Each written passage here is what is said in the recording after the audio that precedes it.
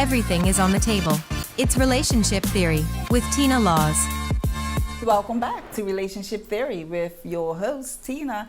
And before we went on break, we was talking about work-life balance and our children as single parents. And so I just wanted to hear briefly from Timothy. What are your thoughts? What do you think by your working so hard and busy, I guess, or steady? Let's use the word steady, working so steady. What's one positive takeaway you hope your children receive by watching you? The takeaway would be always make time for yourself and your family, because one day they will be adults themselves. You have to take that time out for yourself because even before pre-COVID, if you don't take care of yourself, you're going to be a wreck. Yes. You know, depression, anxiety, the pressures of life nowadays is so great. If you don't create that balance for yourself, you're going to self-destruct and you're no good to yourself. And also as a parent, whether you be a mother or a father, you won't be no good to your children. Absolutely. So if you had to say something to a single father today that might be struggling to have a communication with his significant other or his ex-wife or whomever she might be, or mothers, what would it be? What would it be? I would say remain humble, always keep the end goal in sight, aim for the moon. If you miss the moon, you're still amongst the stars. Just know that as a man, and this is just my opinion, we are the punching bag for the family. So when your child is in distress, and that distress may come out in different forms, at the end of the day, you're gonna have to take the hit. And when I say take the hit, it may be they don't wanna talk to you.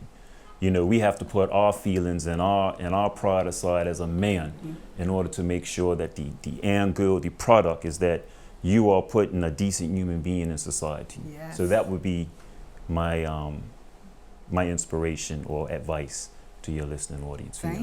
Thank you. I love it. Shawnette, what would you say to a mother that might have been in your situation or have a good communication, whatever it may be? What would you say to a single mother listening or on the brink of saying, I'm done, I'm tired, I can't do this no more? Yeah, I have to agree with Timothy, taking time for yourself. That's one thing that I do very well, self-care, because I do work extremely long and excessive hours, and a lot of the meetings that Timothy's in, I'm in as well. So, you know, one of the questions people ask me all the time is, oh, how do you do it? How do you make life look so easy? I just have to do what I have to do. Grandma used to say, children didn't ask to come here. So you have to just be mindful of that, be there for your children, be available to them.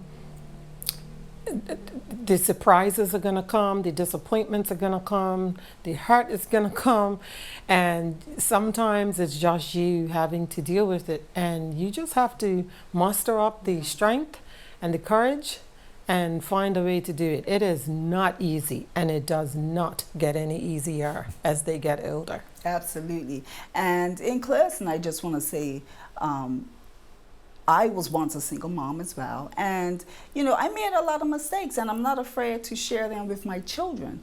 But one of the things I often say is that your children come first. Even though we have busy jobs, even though we find ourselves in these romantic relationships, even though we want to do all these things for self-care for ourselves and all these other responsibilities, you're teaching your children how to treat themselves, others by the way in which they see you treating yourself and them. So be mindful of that. Now, tonight I just want to say thank you for watching and we'll see you next week. Take care.